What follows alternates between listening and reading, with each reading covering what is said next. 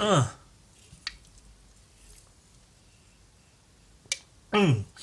first things first was pop a couple of caffeine pills because I've got a dependency. Oh, don't talk to me until I've had my coffee. Don't talk to me until I've had my caffeine pills, until I've got the energy to pretend that I'm not suicidally depressed. First, well, that's I'm starting. Hello. Hi, do you like drawing and painting? Oh, come on in, get involved. Sit down and let's all have a little, I'm going to try to do this as pure and true to myself as I possibly can, from the very start to the very end of how, of how I paint. So it's not time-lapsed, not edited, not showing just the best bits. These really cool artists who'll make a video with like a finished painting and they'll take a brush and they'll video themselves going like this. And there's clearly no paint on the brush, but they're pretending to paint the last little bit of their painting. And then they zoom out and it's all finished and it's all brilliant and it's all amazing and it's all a facade because it's just content for the machine. Masking tape first. I don't always do this. Usually, because someone's already paid for this, so I'm trying to make it at least a little bit neat and tidy. Whereas if it was just for myself, if it was just a painting for the sake of painting, or if it was, just for my own comics or a book or something, I'd probably leave the edges and do them messy, do them fucking crazy, haywire, whatever. But since this is for, I guess, what you could call a client, I figured I'd try to keep it at least a little bit neat and tidy. So I take the masking tape and I put it on and take it off my trousers a little bit just to take away some of the stickiness. But almost every time without fail, when I peel the masking tape off, the paper will tear or something, because nothing ever goes right, does it? Why should anything ever work or go right? So, normally I'd have like the underpainting paint prepared and I'd start there. I'd start the painting with the painting. But, there's a little bit more involved in preparing the picture to paint. So I thought I'd show it off.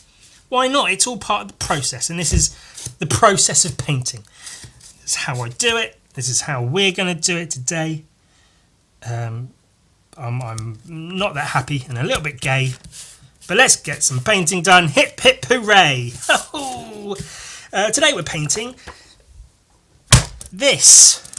I know it's already been painted, but it's called a study. Apparently, if you copy someone else's work, just use the word study and then people go, oh, fair enough. But then if I then made prints of this and tried to sell them, then it would be a bit like, why, that's someone else's work, why are you doing that? So that's not so cool. But if it's just for fun, just painting for the sake of painting, because previously, oh no, I'm not going to be able to find it now, am I? Everything I have is under piles and piles of other things. So I apologise if oh, it's right there. I did this one, a copy of Lobo issue 1, Simon Bisley. There's a video of it already, but I thought I'd do this one too. And someone bought the first. I got a palette. This is what I use for a palette. It's just some backing card from a comic book. Then we use a crimson red. Somebody wanted to buy the first Lobo painting I did, but someone else had already bought it. Because, I'm so famous and popular that everyone just buys my shit all the time. Well, I say buys my shit, buys Simon Bisley's Lobo paintings. Forged by me. See, I'm getting into art forgery now. You call it a study. But really, I'm just using other people's art to make money for myself. It's brilliant. So, I was, like I say, if I was to make prints of this and start selling them, then it's a bit iffy as to if that should really be allowed. But and then I don't know, if someone buys the original, is that iffy too? is that okay technically if someone buys the original of a painting I copied from someone else? I don't know. Maybe it's not okay. Maybe it's really not okay. Just a dark red, just crimson red and black, nice and watery on the palette, just for the underpainting. I'm not sure if he did use a dark red on this one. I'm using it just for ease of use, because I sort of know what I'm doing with it.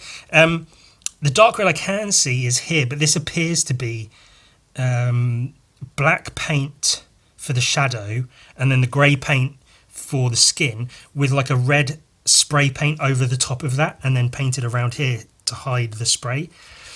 So it looks like a dark red underpainting, but I'm not sure it is. I think it's more of like a black / brown. If you look at the chain side here, it's more of a blackish brown with some spray paint in there. So that's probably what Simon Bisley actually used for the underpainting. However, I'm just using dark red just because I'm used to it, and I'm not trying to do an exact one-to-one copy, or I am, but if I say I'm not, then when I mess up it's okay. So yeah, dark red's what I'm used to, so I'm going with that. I may use the red spray paint technique that he used just on this arm, because it looks like he's only used it on this arm, and then there's some like smudges of red here and there. So it's not like he sprayed red across the whole thing, just in one little localized area. And sometimes I'll paint the entire thing in the dark red, sometimes just the character, and then paint the background in around them. And it looks like, you know, Si, my pal, the Biz, it looks like on his piece originally, I think that's enough. Let's throw a bit more in there, just for the thing. Yeah, that'll be enough, that'll be fine.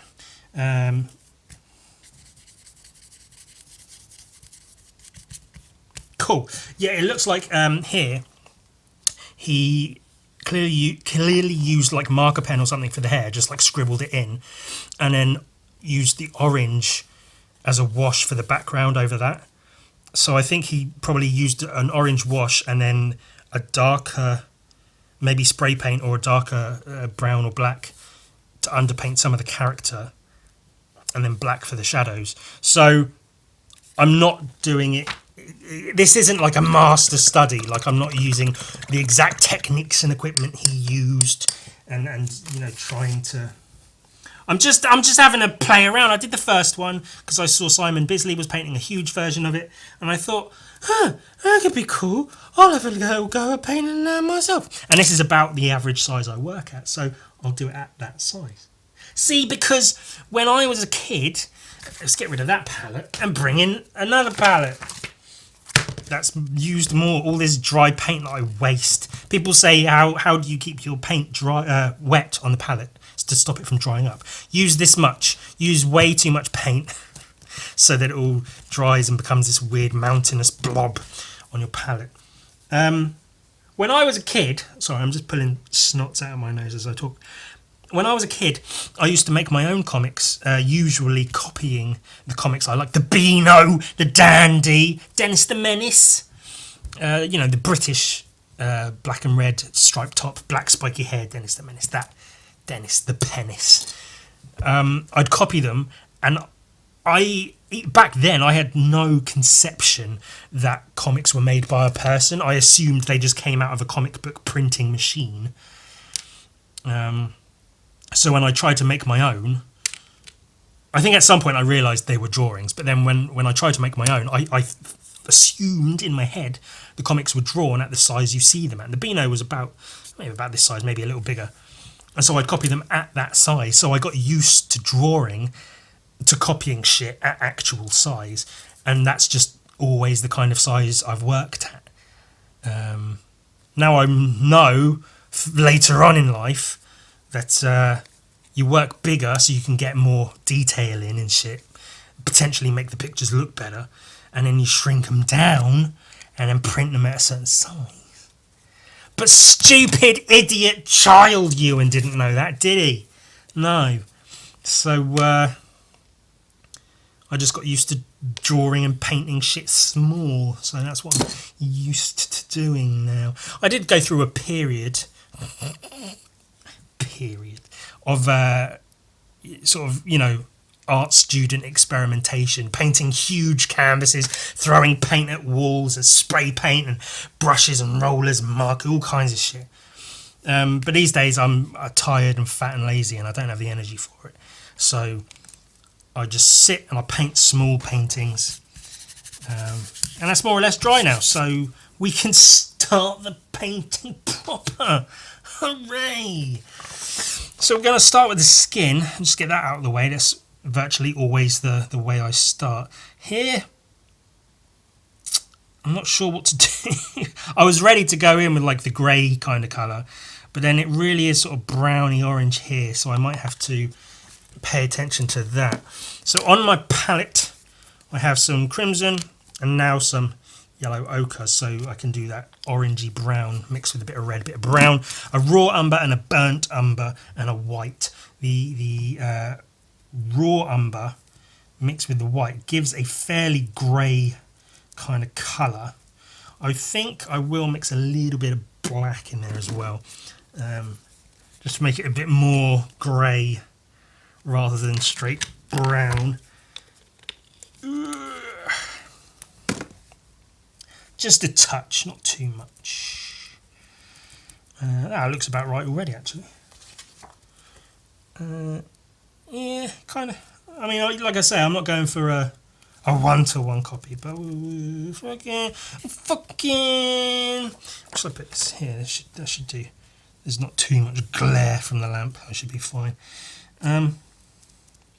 Well, I mean, the only thing to do is to do it, so we'll get started. Make the first few incisions, as it were, or brush strokes, as it actually is. I mean, we're literally just copying a piece that exists already, so there's not really too much to it. There may be periods of this video where there's not really anything I can say, or nothing I want to say, or nothing I feel like saying, no secrets I feel like divulging, and so I might go quiet, so just be prepared for instances of silence. Maybe stick some fucking music on or something, one of those lo-fi hip-hop beats to study and relax to or something, I don't know. Whatever tickles your fancy, whatever tickles your bumhole, put some of that on and listen to that instead of me, if you fancy.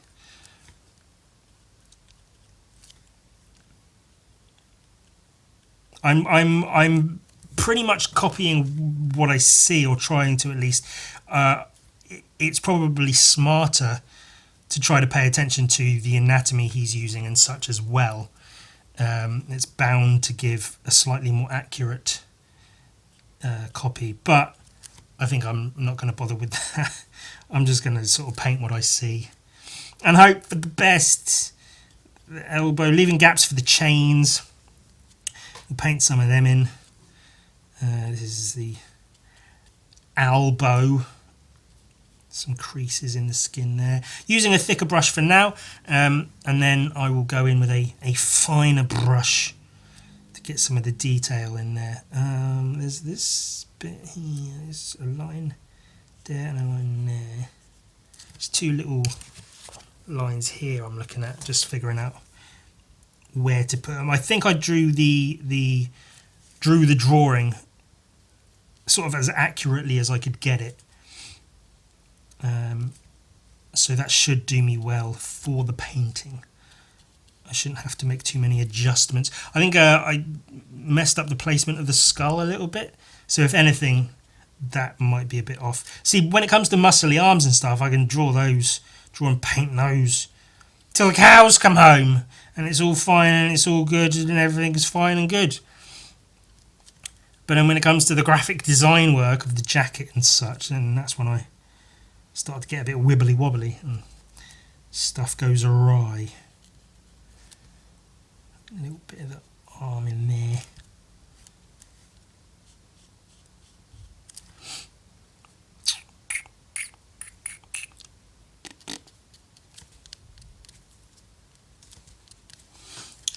Cool, it's looking great already. I'm hoping, I mean, this shouldn't take more than a couple of hours, and I'm hoping it won't. The first one got done really quick, but that's just a face with some blue paint, whereas this one, there's a lot more going on, and even in terms of the underpainting and stuff, I'm having to pay a bit more attention to what I'm doing, about, you know, putting certain paint here and certain paint there and not in other places. And there's a lot more detail in general. The arms, there's a lot of detail. The jacket has a lot of detail. That'll probably take quite a while to do all that in the jacket, annoyingly. Trying to not put the paint on too thick because I don't want it to be too bold and bright at the moment. And I will obviously lighten it up as I highlight it with a lighter tone of the same colour. I think that's about it for that. I need to adjust the shadow. I think I've drawn the jacket a bit too low, so I might have to pull the jacket up a touch and add some more shadow in. But I think for the most part we've just about gotten where we need to get with the get that got. Some of my lines were just ballpoint, so they're a little bit lost under the underpainting, but it's not too much. It's nothing we can't deal with, is it?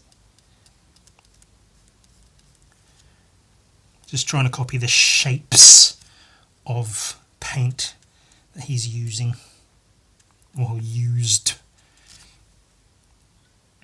I've got several artist friends who know Simon Bisley. Currently, as I'm painting this on the weekend, there's a Comic-Con somewhere in the world Simon Bisley is at, and I was sent a photo by another artist who's spending time with him of Simon Bisley looking at the camera giving the finger, and he was like, hey, look who I'm with, and it was Simon Bisley, and I was like, oh fuck, that's really, really cool. And I don't mind admitting I'm very jealous. There are people that just get to hang with these, legendary artists, while I sit here copying their work. Which, it's not necessarily bad or good. It just is what it is.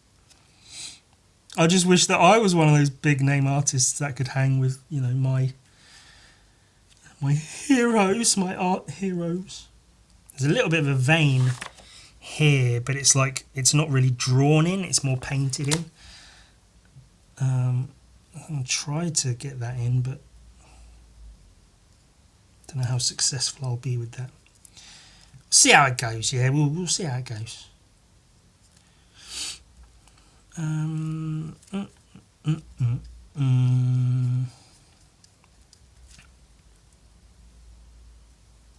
I've met one of my all-time favourite artists. I met Glenn Fabry, and that was really, really cool.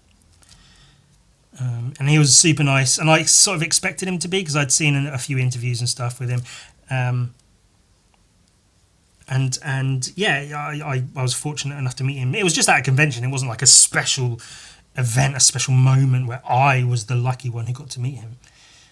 But I might have told this story in other places, but whatever. I need to fill time, so I'll tell it again.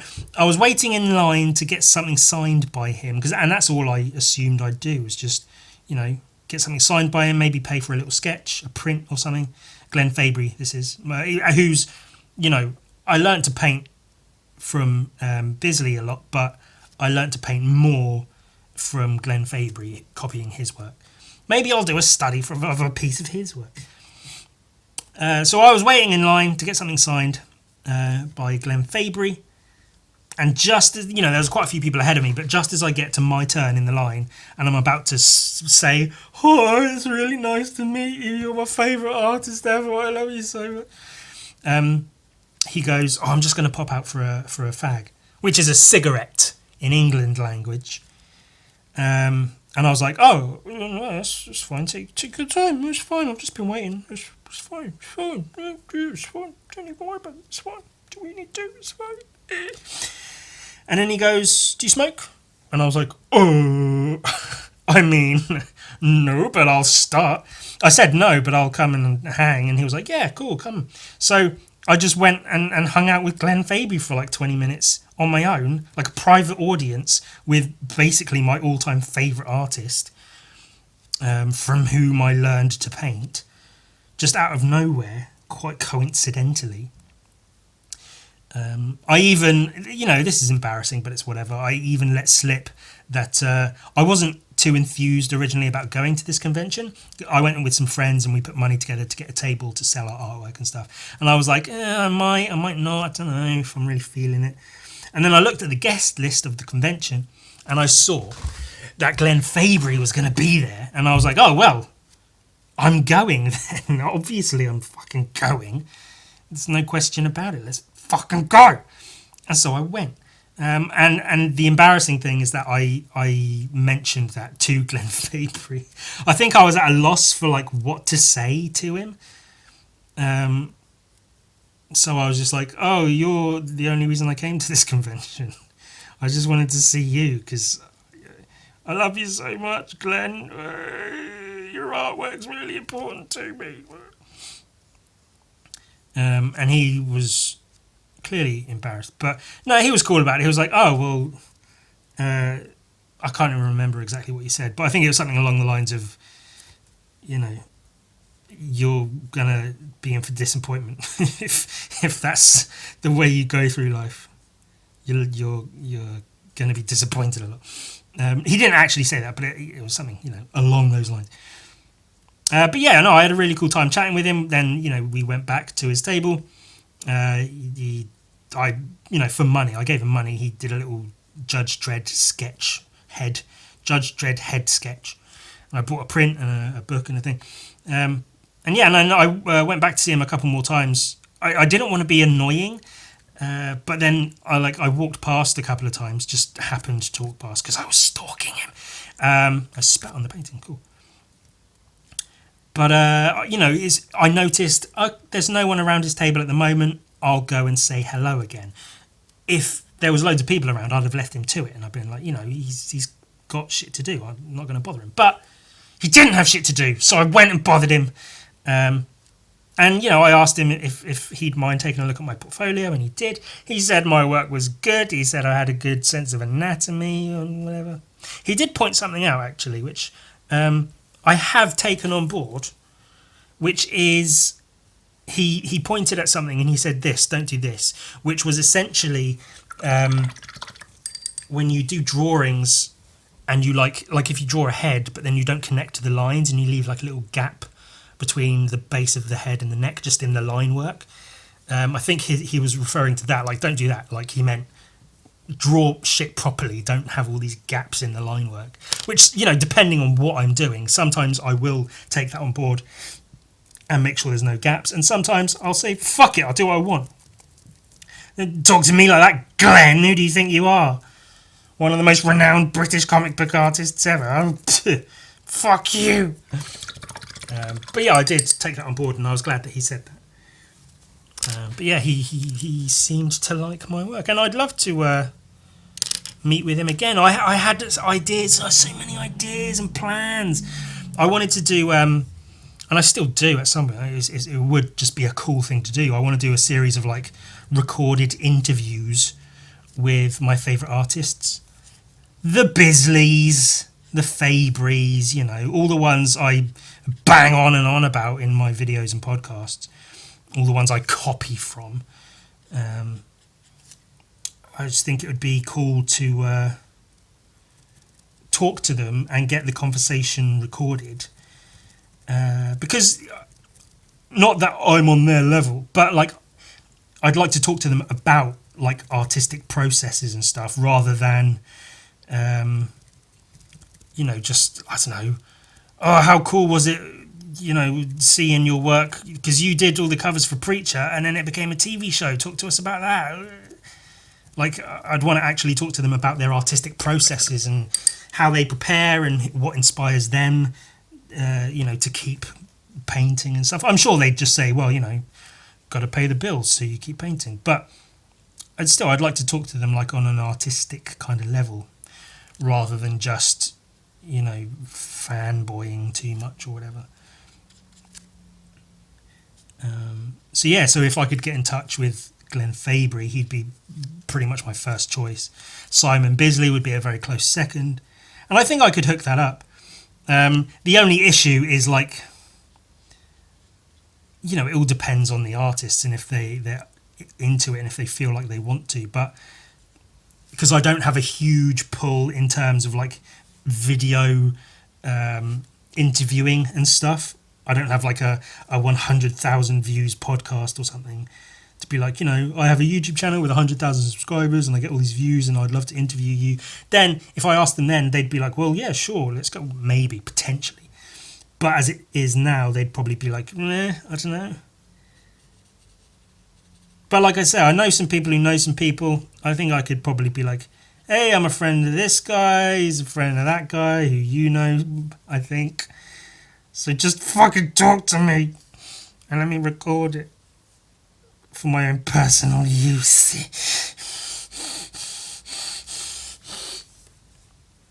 I wouldn't be weird about it, I'd be chill, I'd be cool and chill with it all,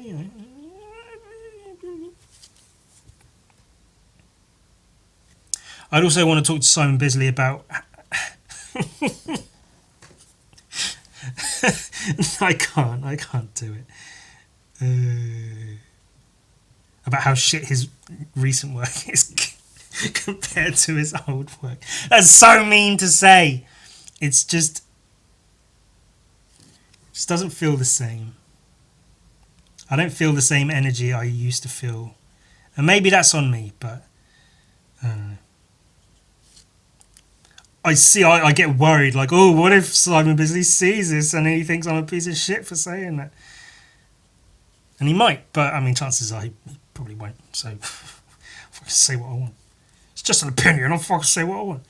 But it is just an opinion. But I don't have to say it on the internet. I can fucking keep it to myself. But again, I've got time to fill. I'm gonna be sitting here for a couple of hours painting this shit. I decided to do it fucking not live, but a real time fucking painting thing, which several people have wanted to see and I have wanted to do for a while. So it's not completely out of the blue doing this real time painting thing. And if it does go on, if it feels like it's going to be more than 2 hours, I'll stop and then just after 2 hours I think you'd have gotten the gist of what I'm doing. So if it goes on longer than that, I'll cut and then I'll finish the painting and then I'll show off the finished painting afterwards. Because I don't think you need... Even 1 hour is probably more than necessary. And if you sit through the whole thing, good on you, because I don't know if I would. If it's an artist I really like... I know there's the video of Bisley painting that huge Joker painting. I think it's called Shock of Green or something. If you look up Bisley Joker on YouTube or whatever, you probably find it. And it's really cool, but I think I skipped through parts of it where I was just I get it, you're painting this bit or doing that. And he talks during his videos, so I do like to listen to that. But I can only take so much. So if people are able to sit and listen to me fucking babble on, then good on you. I'm not sure I could do it. But also, I struggle to be interested in anything. So that's my mental illness getting in the way. It's not my fault, it's the mental illness. I didn't mean to kill all those orphans, it was the mental illness. For the record, I've never killed orphans. I've killed parents and turned children into orphans. Ha! But you can't just go around killing orphans. They're already orphans, Let them suffer as orphans before they die miserably and alone with no parent. For some reason, I said parent singularly and didn't add the S on the end. Oh, the shit we say when we've just got to fill the time with something. So I'm adding white to the raw umber slash grey combo of paint, and I'm putting in the highlights where I see them on the original painting that I'm copying. Again, trying to sort of, as best I can, mimic the shapes that Bisley's using. Bisley! If you've not seen a British TV show called Spaced, I highly recommend it. The main character, Simon Pegg. It's a Simon Pegg, Edgar Wright, Nick Frost show. You know, Shaun of the Dead, Hot Fuzz. So if you like Shaun of the Dead and Hot Fuzz, watch Spaced. It was on Netflix. I don't know if it still is. Look for it, find it, watch it. It's really, really good, really funny. But the main character's name, played by Simon Pegg, is Tim Bisley, named after Simon Bisley. Because the main character is an aspiring comic book artist, which comes into play several times throughout the show. And there's one episode where he's trying to get his portfolio to like an executive, like a comic book company executive who wants to see his portfolio. And that executive speaks like this. Bisley. Ah, yes, Bisley. So that's why I say it like that sometimes. And the artwork, there's a, because his character is a comic book artist or an aspiring comic book artist or whatever,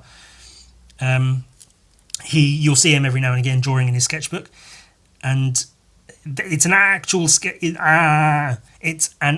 sketchbook filled with sketches done by, I believe, Jim Murray. I think there was another artist attached as well, but I believe primarily the work on that show was done by Jim Murray, who is another 2000 AD artist, fantastic one at that, and certainly one I'd like to talk to if ever possible. His work's just phenomenal. And I've said before about I have a few theories about the connection between Jim Murray and Simon Pegg and that show, because I think he's like a personal friend of Simon Pegg or something. And I don't know if that's how or why he got involved in the show, but it might have been, and that's something. I mentioned it once on a podcast at some point, so go and watch every single podcast I've recorded, and maybe you'll find information about that. It won't be boring, it'll be fun. It'll kill hours and hours and hours of your boring, shitty life, so go and do it, you cunt. Veins and things, la la la la la la la, veins and things. I'm painting, veins and things, painting veins and things, veins and things.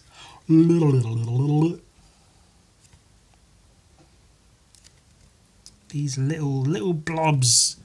These are one of the funnest bits to paint of any painting, is just the little blobby bits. Little added little bits of texture, little blobby bits of texture.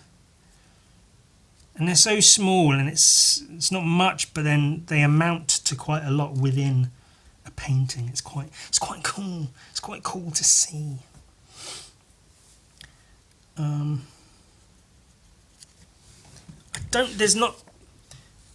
think one more. I've done it too. I don't like the colour that I'm using. It's not similar enough to the colour of the actual piece.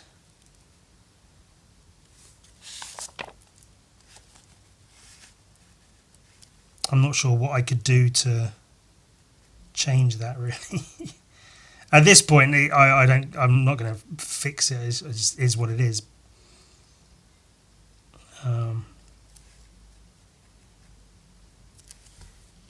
It's just going to have to be that way.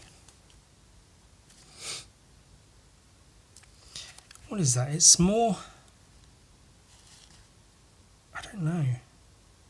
Maybe it is more grey rather than the raw umber that I've used. I don't know. That's a difficult one. Colour matching is very, very tricky. It's something every now and again I'll get it like spot on, and I'll get very proud of myself and think like, oh, I'm the greatest artist ever. Look at me match these colours like a fucking demon. But then sometimes, like this, I look at it and go, oh, it's like a grey, but not quite a grey. Yeah, I got it. Cool, no worries.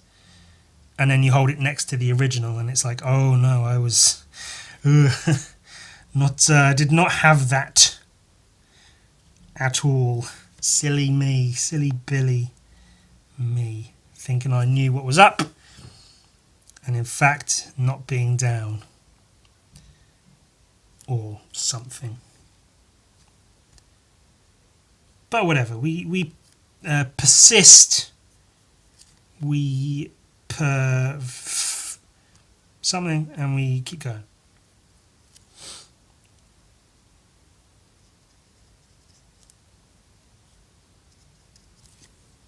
It's good enough. It doesn't need to be perfect. It just needs to be fucking good enough. I think while I'm here using the white and such, I think I will start. I think he's used, if not the same, then at least a similar colour for the outline of the wings that he has for the skin, and maybe similar for like the bolts as well. So I think whilst I'm here with this colour, I should do that. And these bits can be tricky. I got some new brushes. They're not great, but you know, I can afford what I can afford. So a thinner brush, and we'll fill in some of this. It shouldn't take too long, I guess, but it's just these persnickety little bits. There's a lot of detail. Sometimes there's areas where you can just slap the paint on and it's all good, and it doesn't take too long to do. But then there are other parts not like that, where you actually have to pay attention to what you're doing. And it can all get a bit tricky and a bit time consuming. Also, I apologise if my stupid head wanders into frame from time to time. It's not my intention, but sometimes I try to get close to see what I'm doing.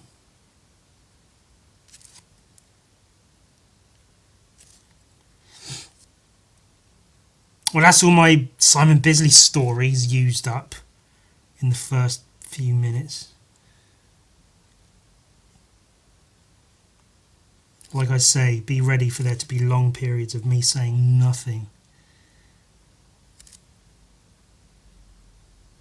I typically use about 3 brushes. I use a wide-ish one, which I consider wide-ish, and a sort of mid-wide one, which looks thin, but it's not. It's all frayed at the end. And then I try to use as thin, well, not as thin as possible, but a much thinner one for the details and such. There's bits of feathering here and there. There's some feathering here, where like it's just like a broken line rather than a solid line, and some feathering here. But then for pretty much the rest of it, it's the solid lines.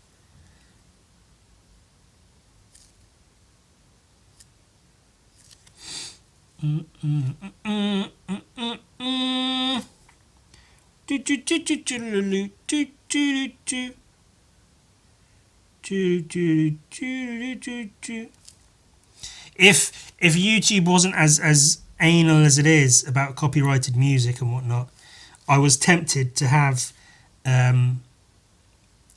just play that Spanish flea song that I only found the name of recently. I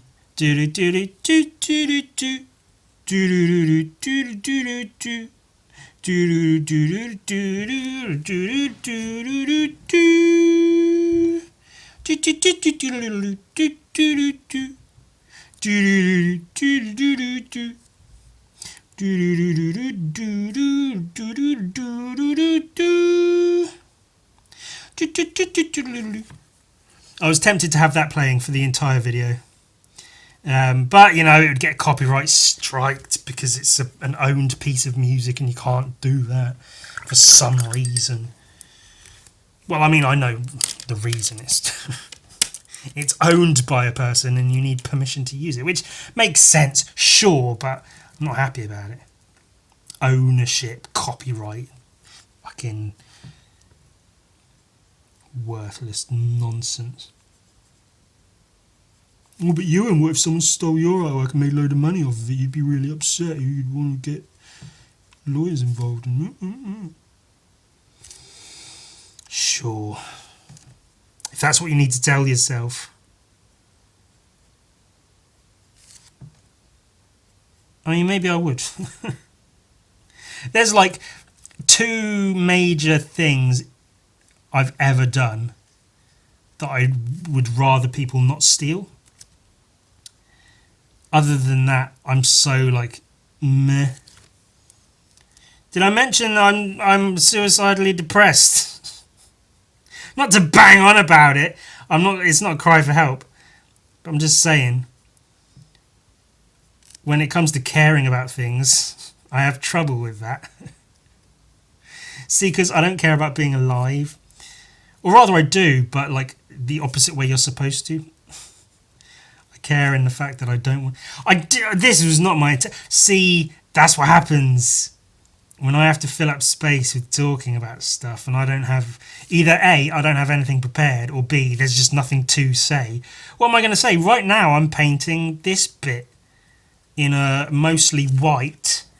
See here, it is pretty much bold white, and I think it's clearly a fairly watery white over the darker underpainting, and so I'm going to ruin that by putting this light colour now and then using a white on top of that later on. So I'm going to paint it twice, which is going to take even longer, and like I say, I didn't really want this to take too long.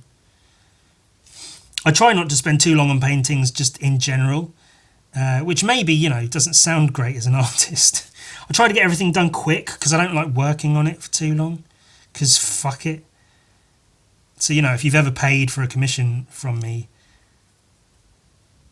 I never take that long to get it done. I spend time where it's needed, especially in my current commission situation, which is a pay what you want situation, where people pay any amount they want, literally any amount they want, and I provide them a piece of artwork that I feel is equivalent to what they've paid. So if they pay a couple of £1, I'll produce something small, a quick little sketch, and if they pay a shitload of money, then I will happily spend time, well, not happily, but willingly spend time, you know, really creating something worth the money they've paid. But in general, I get really like, especially because I work small, if I haven't finished a painting within a day or two, it's like, is it really worth carrying on? How good is this painting going to be if I have to spend 3 or more days painting it? Plus, you know, the more you look at your shit, the whacker it looks. So if I have to look at something for, you know, 4 or 5 days while I'm painting it, I'm just going to hate it by the end. And that's not a good position to be in, is it? You want to like your painting. So if I get something done in a day, if I start something, what I'll typically do these days is I'll try to have the painting ready to go, like everything done, ready to paint, the drawing done, maybe have the underpainting done, and then leave it, and then the next day actually paint the thing. So have it, get a rough drawing done, get it light boxed on a piece of decent paper or card, ink, maybe some underpainting, ready to go, and then leave it. And then the next day, sit down, paint the thing, maybe in 1 or 2 little sessions. And then after that, I tend to feel really good about the thing. I think, like, if it's come out how I want it to, then yeah, I'm happy, I'm glad that I've not just gotten a painting done, but that it didn't take me too long. I can now chill for a bit, because this, if it's for a client, it's done and I can send it to them. If it's for something else, my own project, it's done and I'm maybe one step closer to finishing that project if it's a comic or whatever.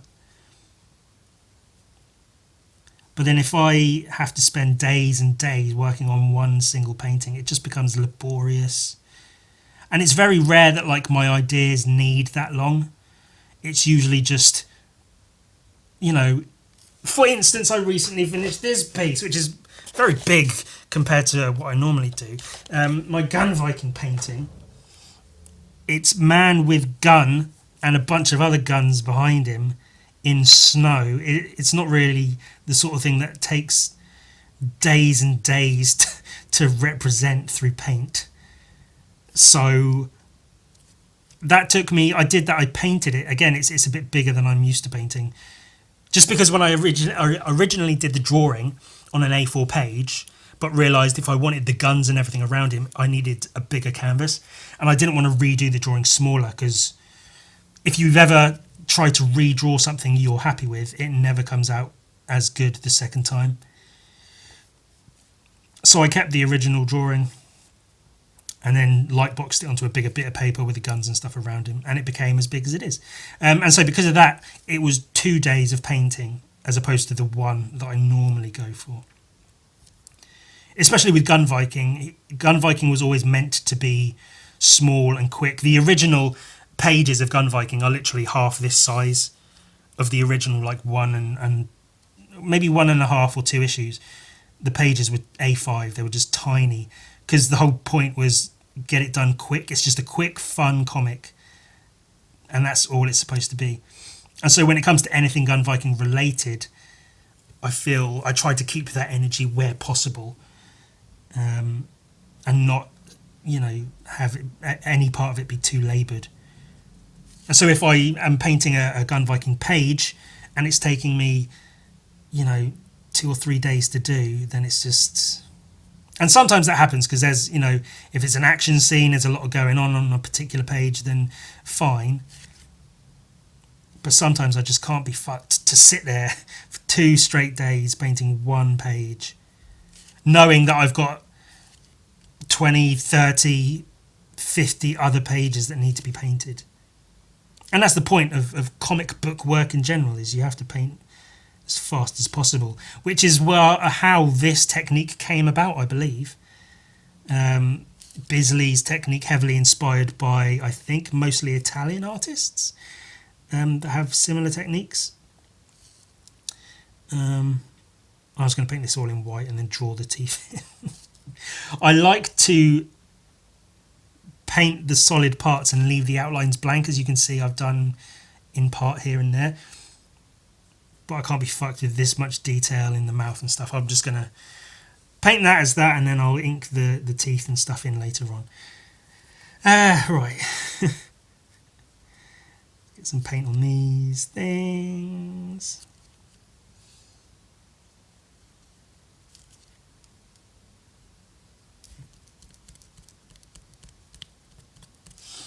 A little bit messy, but that's all good. That's all part of the thing, isn't it? It doesn't look like there's too much paint on these anyway. It looks like there's just underpainting, a blob of paint, and then 2 little highlight dots. Or maybe like a circle of paint. So you can see the paint is drying up here and there. I tried to use fairly blobby paint, use it quite thick so it doesn't dry up too quick, but just add some water if it starts to dry up. As I did mention at one point in a reply to a comment, temperature can affect paint drying up. I notice if it's generally, if I'm painting in the winter, my paint stays wet for ages, sometimes even on the page, which can be annoying. And then in the summer, the paint can dry very, very quickly,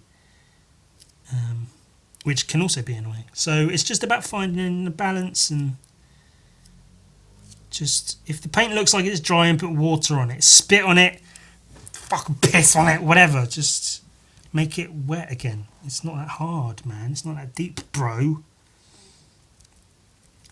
Should add in some darker bits, I think. There's a couple of bits here. that look like they're just a little bit of darker paint. So I might see about adding those in. I kind of have already, I guess, but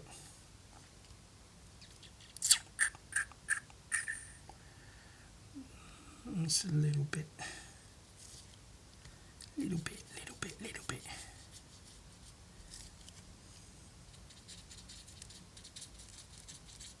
Let's help it fade into that shadow a bit more, yeah. I want to do something with this here.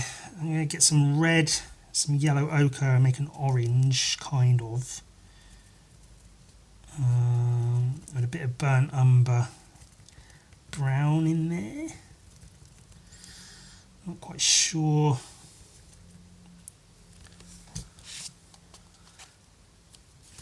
Kind of, it might work. Just put paint onto the comic book directly. Why not? It's my comic book, I paid for it. I don't care about keeping my possessions nice and clean or whatever, so it's all good. Comic books are, for me, just a thing. They exist. I don't care about keeping them neat and clean. I have no intention of selling them. Maybe I'll regret it one day. I'll need money. I'll be desperate for cash and I'll think, well, I do have those comics I could sell. But then I'll look at them and be like, oh, they're all creased and wrinkled and they've got paint on them. No one's going to pay money for these. But really, I've sold a few books over the years and I've never really been happy about it. I don't know. I like my books. I like having them. I don't need to keep them pristine, mint condition. Like, if they get fucked up, they get fucked up. They're books. They're not fucking ancient artifacts. They can get messed up. It's okay. They're just things. They're just objects. Like your mum. See, because your mum's a big fat whore. That's my point there. Trying to work this colour into, like, trying to make it blend a bit into the rest of the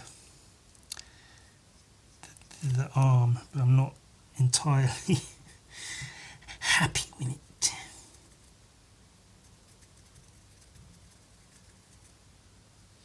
Just mixing browns and reds, trying to see what comes out of it.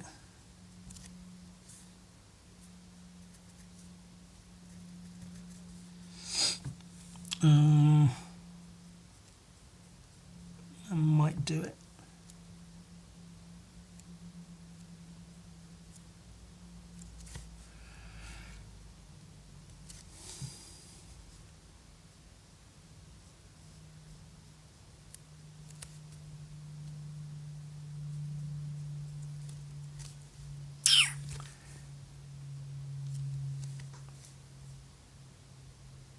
I think that might be just about good enough.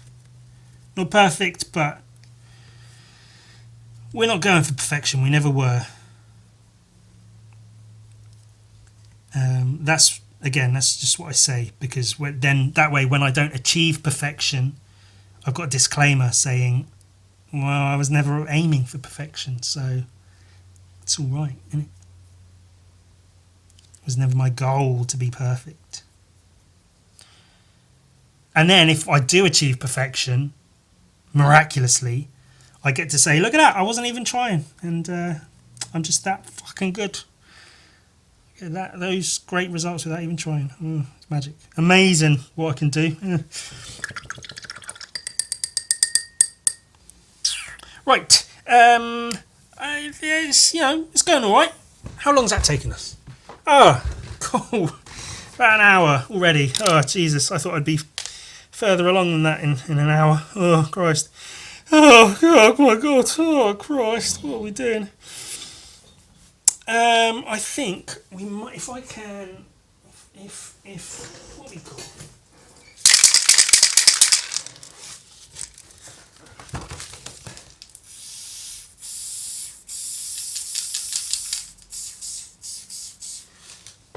Right, now this could be a colossal mistake.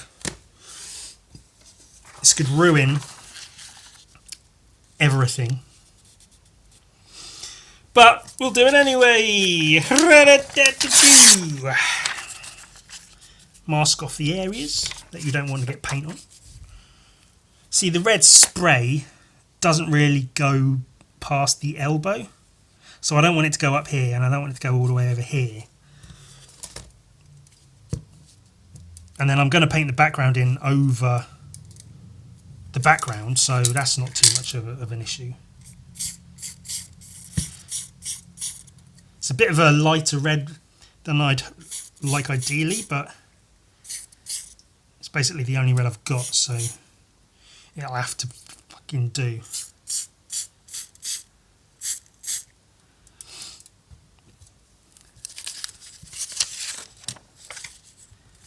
Now, was that worthwhile?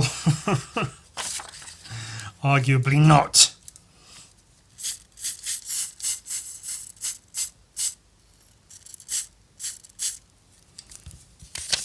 I think that'll be alright.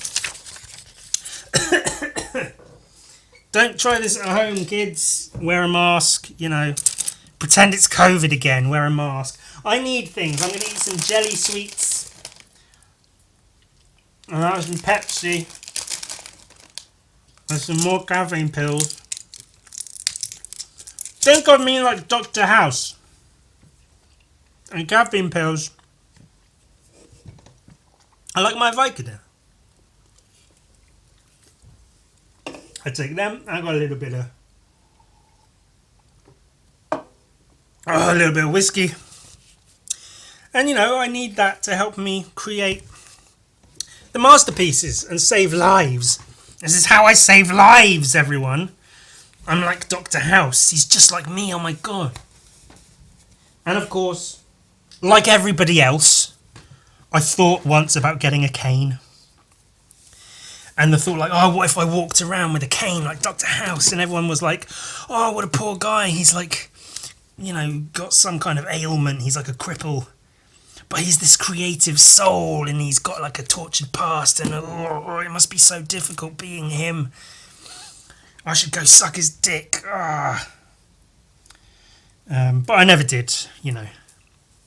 See, that's what separates me from the really silly willies, because I know, not personally, but I know people have done that. People have started walking with a cane unnecessarily to be like the broken genius or whatever, like Dr. House.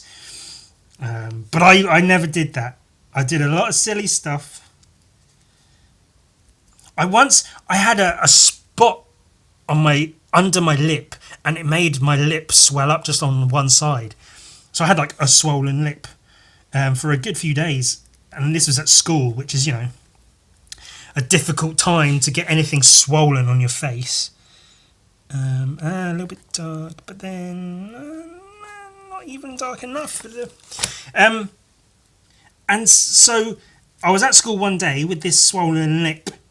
I'm mixing, by the way, cobalt blue. I use a lot of that. Cobalt blue. That's my favourite blue. Isn't that a nice tone of blue? With a little bit of black to like make it a bit darker and duller. And that's about it for the moment. And I'm going to apply that in various places to paint the jacket, but I will use a slightly thinner brush. So yeah, I was at school with this. It wasn't even a fat lip. It was just like the left side of my upper lip was visibly swollen. I didn't have my amazing beard and mustache to cover it back then. And one boy in my class asked me what the fuck was up with my lip. And for some reason, I mean, this isn't that embarrassing, but it's just kind of embarrassing to think back to. I told him that somebody on the way to school threw a can of Coke at my face. I think I said something along the lines of, I don't know, I was just walking to school and You know, so there was my school, and then there was like the other school, and then there was the rich kids school. So my school had like a feud with the other school. Westgate was the other school. And I said, oh, you know, I was walking to school, there's some Westgate kid. And he went, oi, prick. And I turned around and he threw a can of Coke at me, hit me in the face, made my lips swell up. And he looked at me like he clearly didn't believe me, but he was like, really? And I was like, yeah, it's weird, isn't it? And he was like, yeah, okay, see you later. He clearly didn't believe me, and I don't know why I didn't just... I mean, because you're a kid, you don't want to say, oh, I got a spot on my lip and it made my lips swell up a bit. Because, yeah, it's embarrassing. No one wants to admit to having fucking acne or whatever. Everyone knows everyone gets acne, but it wasn't even acne, it was just a spot under my lip. But yeah, it's just embarrassing, isn't it? You don't want to admit to that. Why the hell was I talking about that?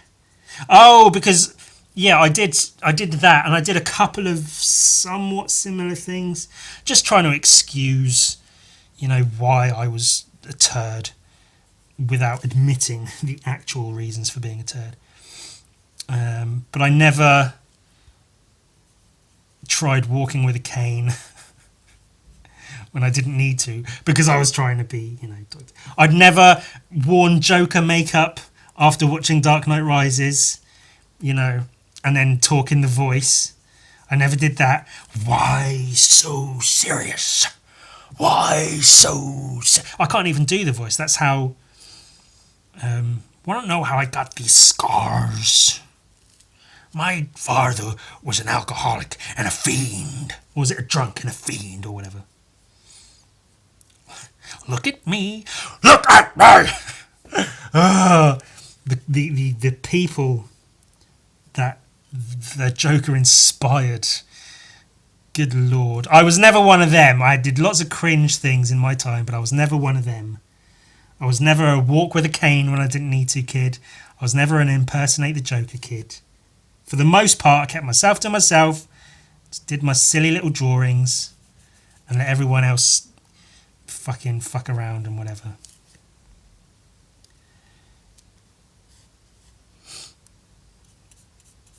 I don't even have anything funny to say. I was about to be like, but I did one time do so.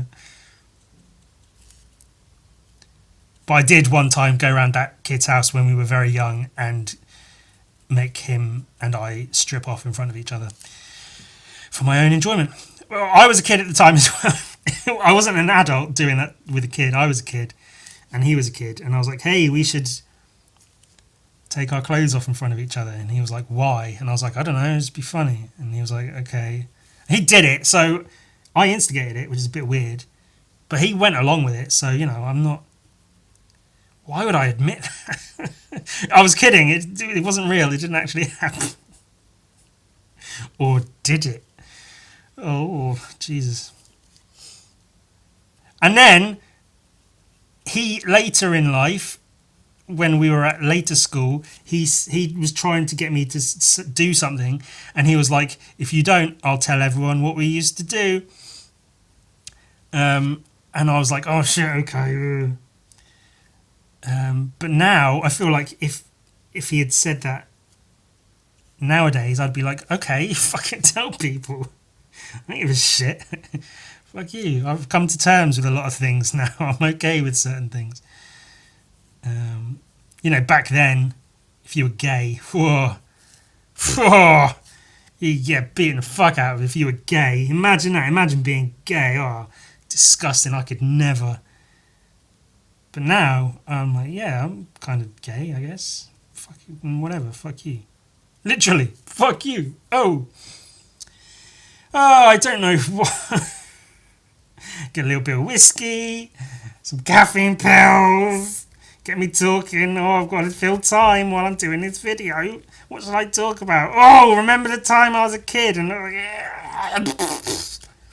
shouldn't have said that. I really shouldn't have said that. I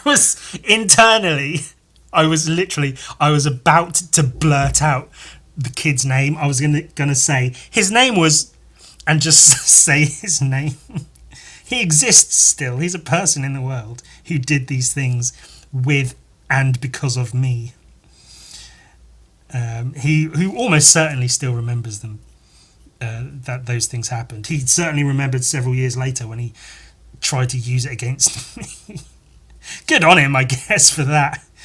It wasn't none of it was by force. You know, I suggested, let's do this, and he was like, why? And I said, because. And then he was like, oh, okay. And he went along with it. You know, I didn't coerce him. It wasn't a power play. I wasn't grooming him. We were peers, and you know, showed our young penises to each other. Boy, howdy!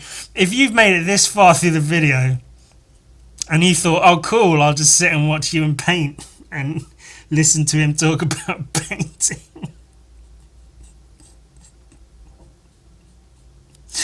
Oh boy, howdy, are you in for a treat if you watch this one. Oh, God. I mean, some of this comes out in therapy, some of it doesn't. That's literally, I have never even thought of bringing that up. Not that it actually happened, but if it did, I would never have thought of bringing it up ever. And now, for some reason, I felt it appropriate to mention, because I was talking about what? Dr. House MD. Oh, he's so hurt and misunderstood. He's a tortured genius. No one gets it. Oh, he needs the pills to function, but he's addicted and it's bad. You shouldn't be addicted to pills. Oh, but he saves lives, so ultimately it's for the greater good. But it's so difficult to know what to do. I'm like the Dr. House of Art. So tortured. Not as tortured as the guy I made strip. Which I didn't do. It never happened. I lied. It's all fake. It never happened. I was about to blurt his name out again because it would just be so funny. Never happened. His name was... Not that there is anyone to have a name, because I'm making it up. It wasn't true. It didn't happen. And if it did, again, we were both young boys. I was not the age I am now. We were young lads experimenting with our bodies and figuring things out. There's certain things I'm not going to mention. We never did anything. It was literally just... Well, of course we never did anything. Nothing happened. The whole story's made up. But if it were true, we never did anything. You know, there was no acts going on. It was just, you know, getting naked, because it's fun to get naked. It's fun to get naked. There's a whole culture of people who like getting nude. They're called nudists. They're called fucking weirdos, but they're called nudists. Sometimes, do you know what I've been thinking a lot lately? I worry that I'm not as funny as I used to be. And maybe I'm compensating heavily by saying horrendous things which are not true at all by any means. I'm making it all up. It's all lies. You can't prove any of it. You don't know the kid's name because I didn't say it, as much as I thought it would be funny if I did. It's not true. It's not true. It's all lies. It's not true. That's all I do. I'm like the Dr. House of Art, because he'll tell a fib to save a life. I'll tell lies for the sake of art, to make art better. Which is what I'm doing now. I'm lying to make art better now, right now, this minute, maybe. Oh, excuse me. Alright, whiskey. Ugh, there's a number on you. Did you know I drink whiskey now? Apparently that's a thing. Got my pills. That's one addiction. I'm developing an addiction to alcohol. That's something. That's cool. Hey, it's all fun and games. Everyone has a little bit now and then, don't they? Everyone gets a young boy to strip off in front of them now and then, don't they? Well, the Catholics do, anyway.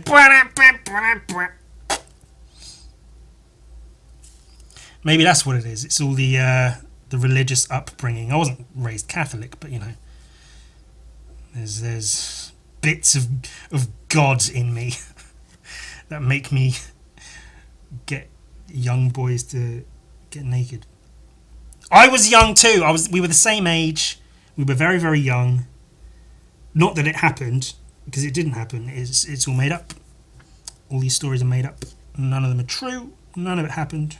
It's all lies.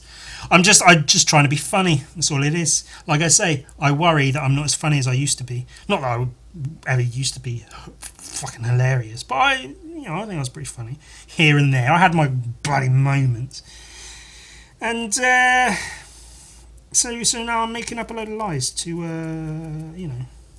counterbalance that, to try to be funny, because I'm worried I'm not. It's not like I'm going to a forest and filming someone who's hung himself. Just talking about molesting children. Can you imagine? Oh, I can't, because it never happened. It never, ever happened. At all. None of it happened. It's all fake. It's all fun and games.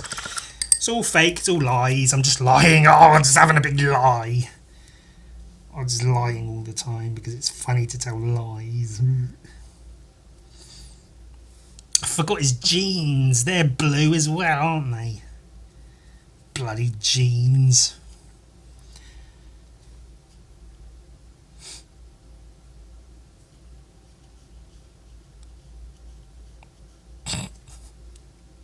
Maybe it would be better if there were more instances where I was just silently painting.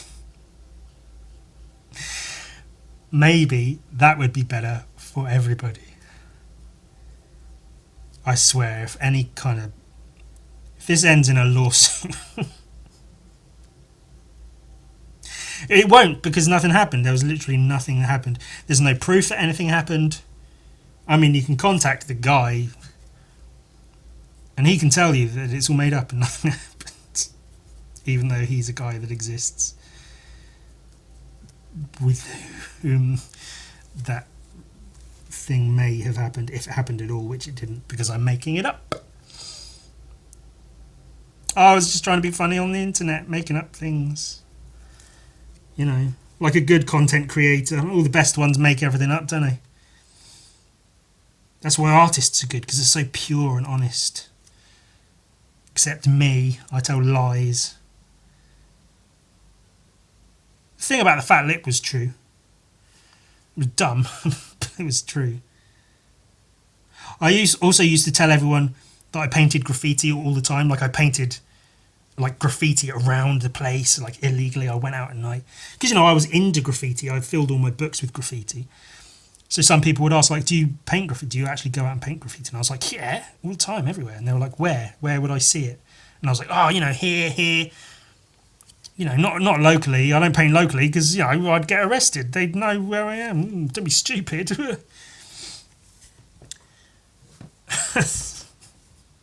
So I'd lie and I'd lie and I'd lie. Of course, you've got to bear in mind, I despised every single second of my time at school. I didn't like a single fuck of a person there. So I didn't feel a need to be honest with them. Why would I really be genuine and honest with these people that I fucking hate, that I'm forced to fucking see and be around every day? Why am I going to trust them with truth and honesty when I could just not do that?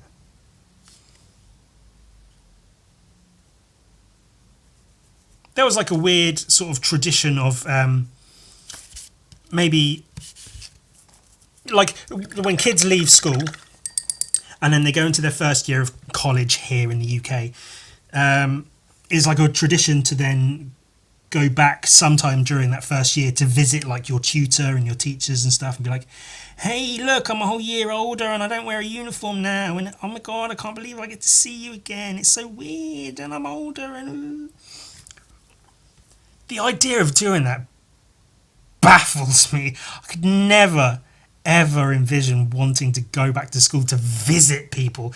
Oh, I'll go see my old teachers and say, oh, thanks so much for all your help in forcing me to do all this shit I don't want to do in this place I don't want to be in. Fucking brilliant. Worst fucking time of my life. Bullied a bunch. Fucking awful. Got spots on my lips and I've had to pretend that I got Coke cans thrown at me to explain why I had swollen lips, like your mum. Vagina lips. That's what I was getting at there. I'm going to do the wings now of his jacket, which are mostly orange, but slightly browny orange. I'm eyeing it. I'm not like... Yeah, that'll do. And then it's a little bit of highlights in there, but not too much. What do we think? Do we think it's going all right so far? I mean, it's not perfect by any means. I don't think it's going to be as fantastic as my previous one, but there's still a lot to do. It's getting there. It's getting there. Give it time. I think it's at the stage now. It's maybe half done, which is typically the stage where it's gonna look a bit shit. Most paintings and things around the halfway mark will look a bit shit. So this is the point where a lot of times, I know myself personally, and I'm sure other creatives do as well, it's around this point where you might think about giving up, where you think, this is not looking how I want it to look, I hate it, it looks trash, it looks like garbage and shit and piss poo, I should quit painting, I should never try to draw anything ever again, because this piece right here looks terrible. But if you keep going, just keep at it, trust the process, keep moving forward, eventually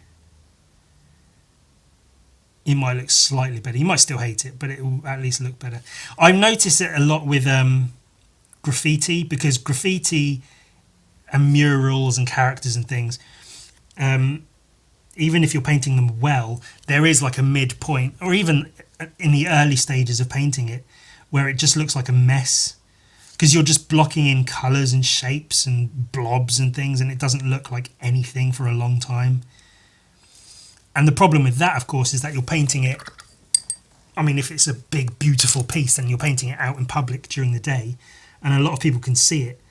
And a lot of people might not see the final piece, but they'll see this whack, horrible, ugly, unfinished midway point. And that's what they're going to think of, when they see you painting your artwork.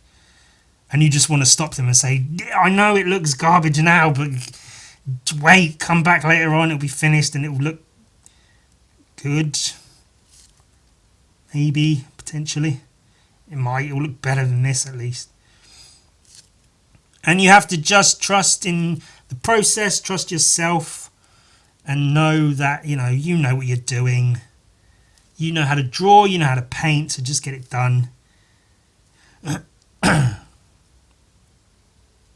you'll come out with something that looks pretty good by the end of it. So that's what I'm counting on for this. It's at a point now where I'm like, oof. Don't know if this is coming out quite as well as I'd hoped. But it's not finished. It's like having a baby and then when it's still in the womb being like, oh, this baby's shit. It's not even paying rent yet. It's not cooking its own meals. What's the point? And it's like, well, give it a minute. Of course, my personal opinion on that is just get rid of it. Just hit the delete button on that baby. Let's save everyone the trouble. Because it's just going to grow up and be depressed and try to get other kids to get naked. Which didn't happen, so, you know, I only say that as a joke because it didn't actually happen. At all, ever. And won't ever happen, especially not now as I'm an adult. I would never even dream of doing something like that. It's not what I'm about.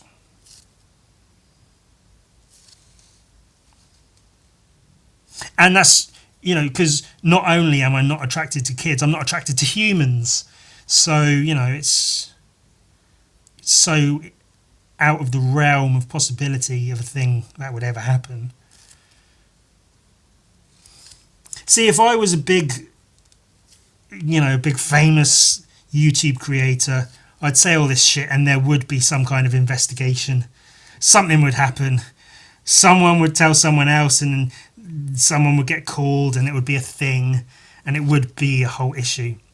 But that's one of the benefits of being a small creator, is that really no one gives a shit. There's not enough people paying attention for anyone to really actually care. So I feel like I'm safe because of that. God bless not being as famous as I sometimes wish I might be. Wish I were. As I sometimes might wish I were. Let's have that as the final sentence.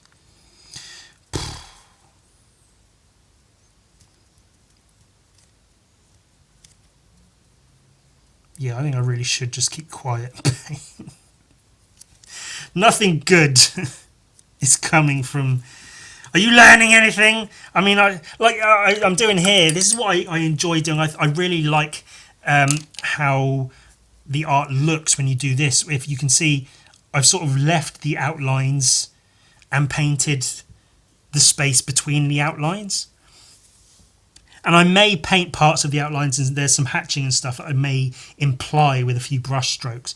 But I really like doing that. It gives like a nice chunky painted feel rather than like a drawn feeling to it. I like doing that with graffiti. I like doing that with paintings in general. I like how it looks. I'm going to paint these chains. Now there's not much to them really. They're largely in the, like, there is a black, brown, reddish underpainting to them, so I might be okay with keeping that in. And then like a little bit of grey, and then a little bit of white highlight, and then even less grey lower down. So they shouldn't be too tricky to paint. Just get some grey going on. I don't know quite how light I'm going to need it. That should be alright. And then highlight it, and then it'll be fine. Yeah, that'll be it. I think I have missed parts of skin in between the chains though. I feel a bit silly for that. I'm sure that can be remedied. Oh, I hope it can be. I guess we'll see. Hey, boo boo.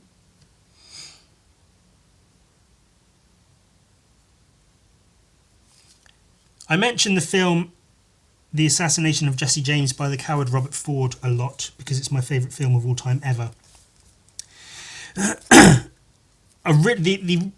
How I found out about the film is, to me, quite funny.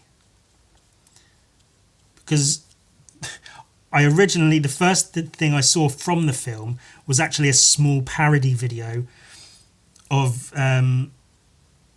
it was the assassination scene. Spoilers, Jesse James gets assassinated by someone called Robert Ford, who is evidently a coward. It's that scene, but recreated with a CGI Yogi the Bear and Boo Boo. And Boo Boo assassinates Yogi. And I realised after watching that and after watching the film after this that they use the exact same music. They've got the same sort of setting, but in like a CGI cartoon world, and it's really well done. And Yogi walks into to the room and goes, "Hey, boo boo," in his typical Yogi voice. And then Boo Boo's sat on the couch, like with a shotgun and like a tear in his eye, all somber. And then Yogi's face drops when he realizes what's going to happen. And then the music comes in, and it's this sad, somber music, this piano music by Nick Cave. And then Yogi goes to dust the frame. He puts his guns on the side or whatever, and the scene plays out, and then Boo Boo shoots him.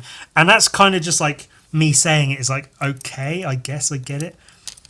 But then watching the film after that, realizing it's like a complete recreation of that scene, but with Yogi. I thought it was funny. Shut up.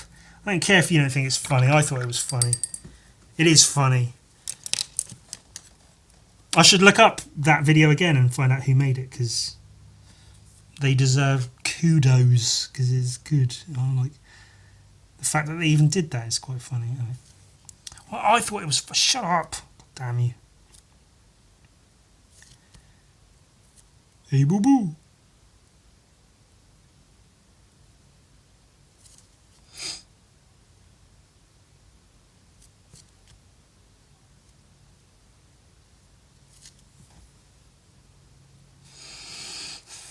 And then there's a few little implied, well, not implied, but like little bits of highlights here, just to sort of imply that there are chains around his wrist. The chains are drawn and then painted over, which I think I've somewhat been able to recreate.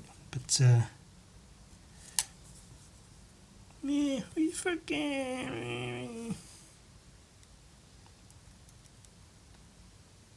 Let's see if I can just get these little bits of skin in there. There's just some little bits of skin between the chains. Just a little bit here. And a little bit there. It's the details, man. It's all about the details.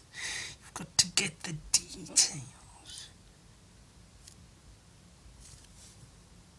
Cool. And then I usually leave the white highlights right to the end, but I don't think these chains will look quite right without it, so I'm going to throw them down here now.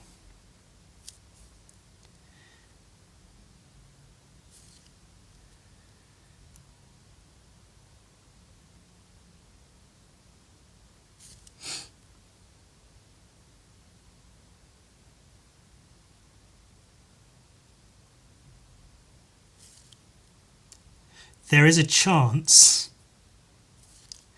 owing to the subject matter of certain parts of this video, that I might just speed it all up and record a separate commentary track for it.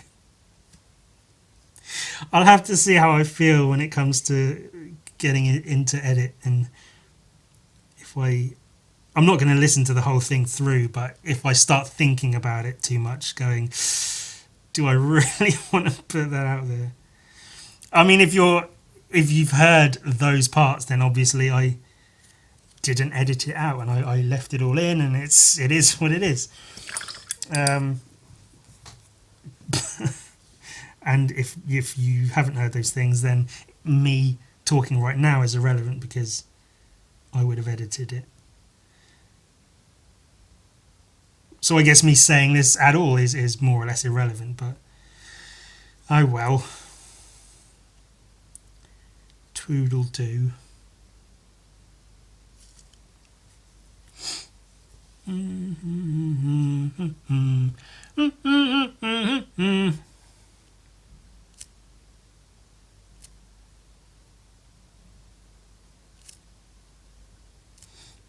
not sure I wanted to do that right now. See, there's quite a lot of bits where it's like there's different layers I want to do, because I'm going to go in with like a very dark red or more or less black and add in some of these lines and things.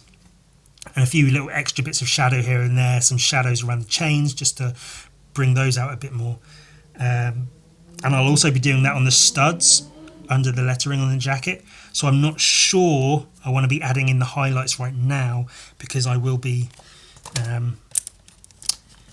adding other paint around there. So I have to see how that goes. White, white, white, white, white.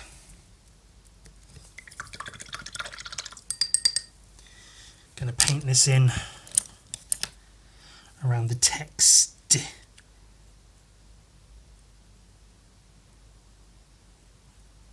Still not quite a pure white. For one thing, I'm using very dirty water, as you can probably see.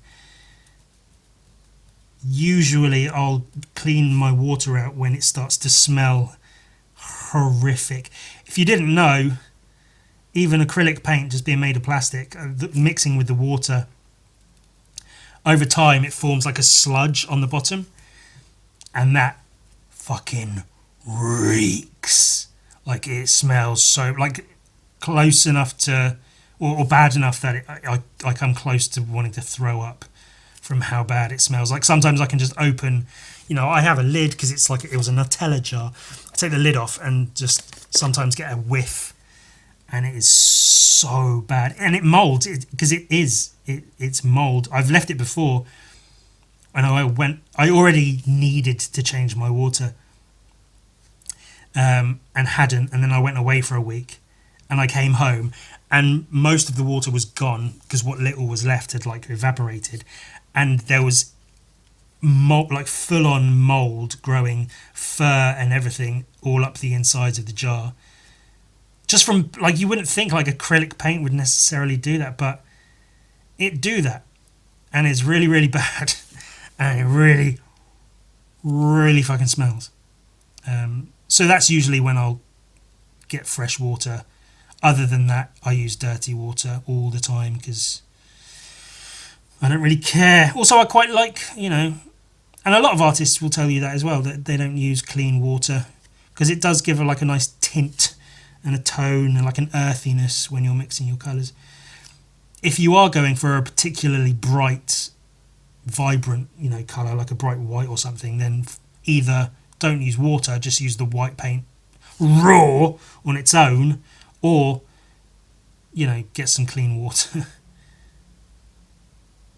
We do what watercolour artists will do, which they'll have 2 jars of water, one to clean brushes and then one to apply water for mixing. And that's you take the water from the clean jar with a brush and put it into the paint, and then you don't put that brush back into that water because you keep it nice. You have one clean jar, one dirty jar, whereas I just have one dirty, filthy, rotten little jar that gets really smelly over time. It's probably even smellier than I realise. Like, I'm probably used to it to a degree, but if somebody else came in and for some reason opened my paint water jar, they'd probably be like, what the fuck is that? And I'd tell them to get the fuck out of my house and leave my shit alone. House, like I live in a house. Speaking of house, I'm like the House of Artwork, the House MD. Gregory House, Dr. Gregory. He saves lives. He's so broken and misunderstood, but he has to be that way because it's how he saves lives. It's all about the puzzles and the figuring it out. He acts like he doesn't care, but really he does. He's got a heart. He just can't show it because then everyone will think differently about it and it won't be the same. He loves his friends. Wilson,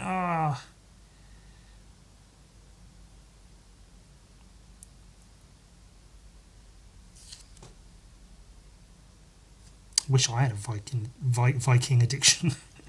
I don't have Vicodin. I have Vikingdin. No, that's not funny.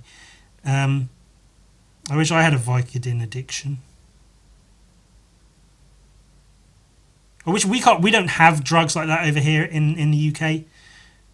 We don't even have aspirin because I think it thins the blood, so we're not allowed to have it because it's dangerous. because we actually have standards over here. Whereas in the States, it's just fucking whatever. It's a free-for-all, outlaw country. And, you know, they make money from it, so whatever. But over here, yeah, we don't have... You can't get, like, a Vicodin prescription like you can in the States. Things are a lot more strict and regulated. Even antibiotics, like, I think... I'm not 100% on this, but I think in America you can get antibiotics or certain antibiotics over the counter.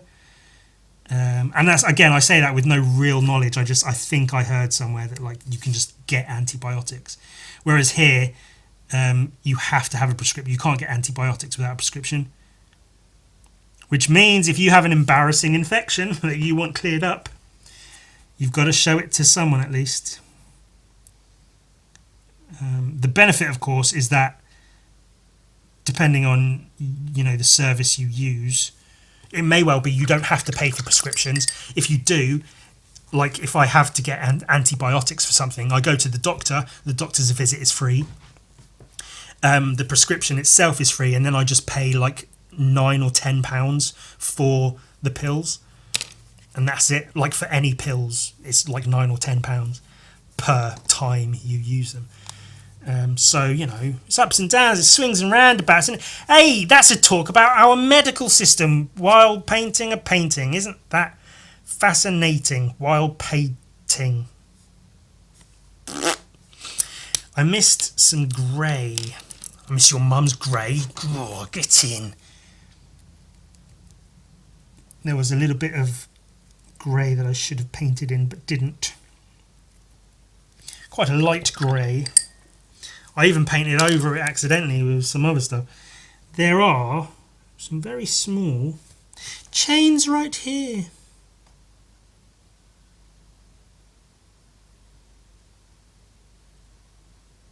See, painting chains just like this is fine if it's just like a few lines. Again, really you're just sort of implying the chains rather than painting them. But if you're drawing them properly, like around a thing, making the chain turn and stuff, they're such pains in the arse to draw. And now, because I painted over, there's supposed to be chain here, I've lost all sense of where the lines are supposed to be. I think it's here. That looks like it's probably about right. That'd do. That'd fucking do, wouldn't it? Ugh. Right, I think... Where are we at? Hour and a half. Jesus Christ. Right, what I will aim for now is... Alright, no. I'll do this. I will... I should use a... God damn it, I don't have a brush to use. I'm going to... This isn't the best red to use. I'll use the acrylic red now just to get a base down of this text. Bite me, fanboy. And then what I typically do, what I did with this, is I used a gouache on top of the acrylic, mixed with the acrylic just to get the tone to be where I wanted. And this was the same. I used a red acrylic base and then painted on top of that with a mix of gouache and acrylic. Because the gouache is a lot more opaque and like a much more solid colour. So as you can see now, I'm painting with the red. It's quite thin and the underpainting shows through, especially when it dries. And you don't get a very bright, vibrant colour. Whereas with the gouache, almost straight away when you start painting it on, it covers basically everything. You can water gouache down and mix it nicely and get like a somewhat watercolory kind of feel to it. But with pretty much all my paintings, like acrylics or whatever, I prefer to use them quite thickly. Because I like thick, chunky paint on the page. It's how I like my paintings to look. It's how I enjoy making them. And, you know, I'm amazed by what watercolour artists, good ones, are able to do. But I don't... it's also a patience thing. Because, yeah, you've got to sort of pay more attention to things with watercolour. You can be a bit rough and ready with them if you know what you're doing, but it's also something I've never practiced with, and I'm scared to try because if I fail, I'll feel silly. So I stay firmly in my little bubble and never go outside my box, outside my comfort zone. I stay where I am, and then everything's just fine like that. Chunky paint is the best anyway. Everyone loves some chunky paint.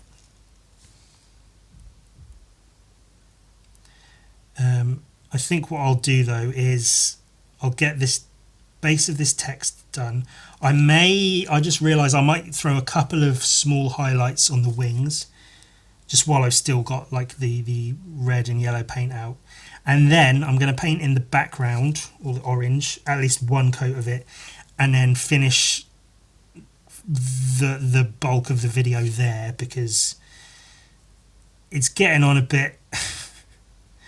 I don't know how much more I can talk. I don't know how much more you want to listen to. I'll still record the painting because I will have, I'll probably make a reel on Instagram because that's what you're supposed to do now. And then I will show, maybe I'll even speak a little at the end when I've got the painting finished. But yeah, it shouldn't take much longer, I guess. I'm maybe about 3/4 of the way done. And I think I'm pretty happy with it so far. I think it's coming out quite nice. What else have we got to do? Right, so we'll get the background done. We'll get a base of that. You can see there's a couple of different orange tones in there. Get that done. There's some smudges here and there. I might do those with the gouache because that'll be a bit thicker, so that might go on quite nicely there. A few highlights here and there. The dark red / black I'll use for some of the ink work. You can see there's like ink lines and stuff he's used. I'll probably do all that with paint. A few little details, little dashes of fabric and stuff to add in, and some highlights in the hair. So yeah, not too much more to do. So you won't be missing out on a great deal by me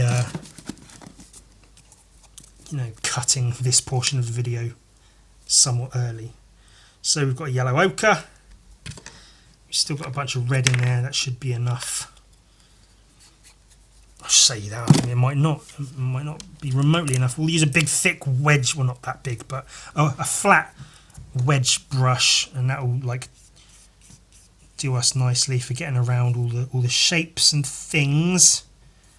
Maybe use a thinner brush in here. And then the hair, I'm going to sort of paint over pretty much all of the hair with a dark red / black anyway, so I don't need to worry too much about that. And I'm using a crimson and yellow ochre mixture for this base coat of the orange. I'll throw a little bit of burnt umber in there just to earthen it a bit. Oh, it's getting blue in it. Oh no. And then I do have an actual, somewhere, God knows where it is, an actual orange acrylic. Oh, I think that's it. I'll use that with some yellow ochre in it for a second coat of the orange. Because I think that should be, it's quite dark compared to the, yeah. But that'll do. Just paint on my comics. Why not? Why bloody not? Like I say, I own things. I'll paint on them if I want. Yeah, that is quite dark, so I'll definitely lighten it up with a second coat. But this is going to be good to give an impression of, roughly how it's going to look.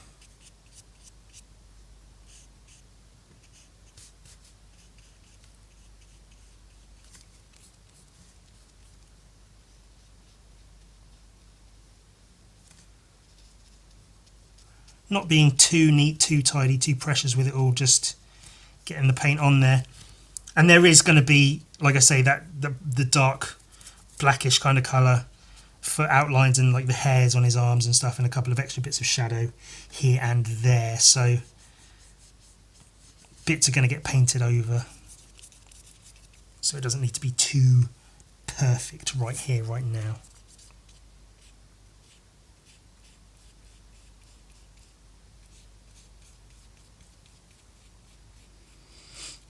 And I mean, Simon Bisley even did that with the hair. You can see, like I said, he painted over it with like an orange wash and then added in brush strokes on top of that. So we'll be doing that also.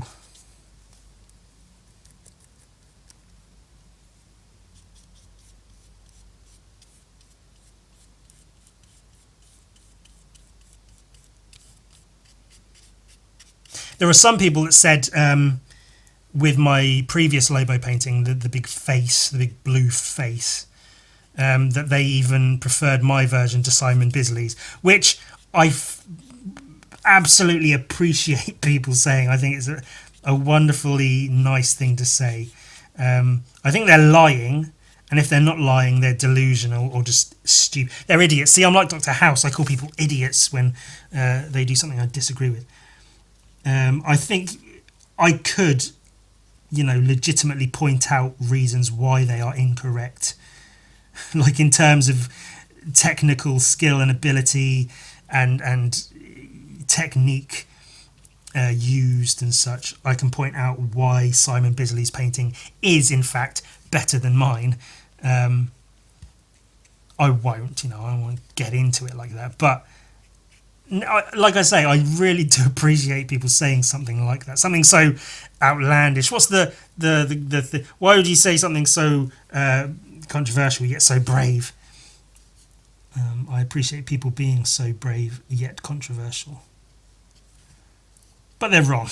Ultimately, my painting is not better than Simon Bisley's.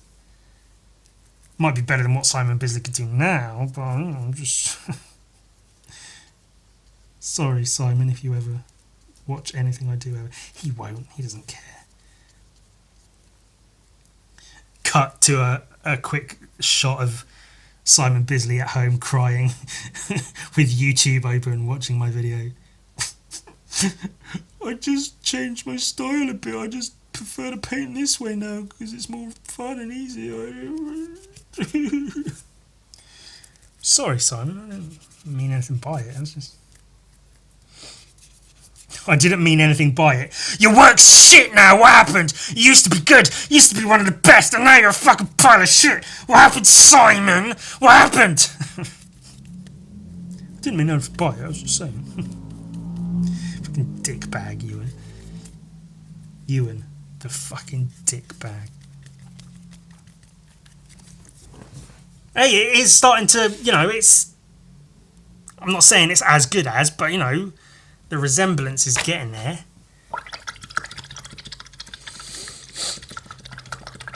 That's one thing I've noticed as well is it's it's not really relevant, but it's relevant, but it doesn't matter. When I record videos, if I'm talking while recording, you get a lot of this, and a lot of like show things.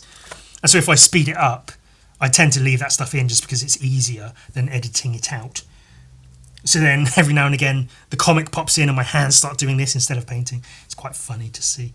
Whereas if I'm painting and recording myself painting, knowing it's just for a reel or something, I'll just sit and focus on the painting because I'm not blabbering on the whole time. So you get a bit of a cleaner video out of it, I guess. Like I say, it's relevant, I guess, but it doesn't matter. It just is an observation about when I record videos of me painting. And it's just as interesting as that. This little bit done. I still want to capture like the shape of the body because it's not quite just a straight line. He does actually have a bit of the shape of his hip in there, so I'd like to keep that if I can.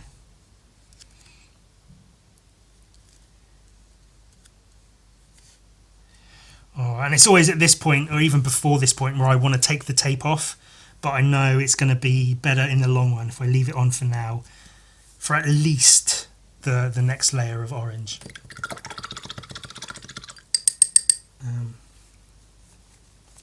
So yeah, I'll leave that there for now, and then I'll cut back to when I've finished. And that's that.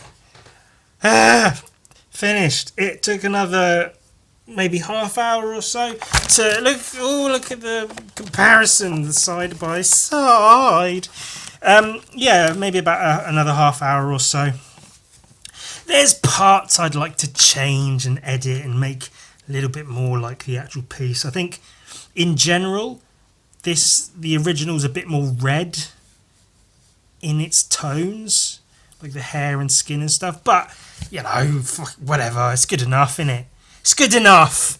So that was the thing. I hope you enjoyed it? Question mark. Maybe learned a thing. Maybe learned too much about me. Sorry for that, but you know,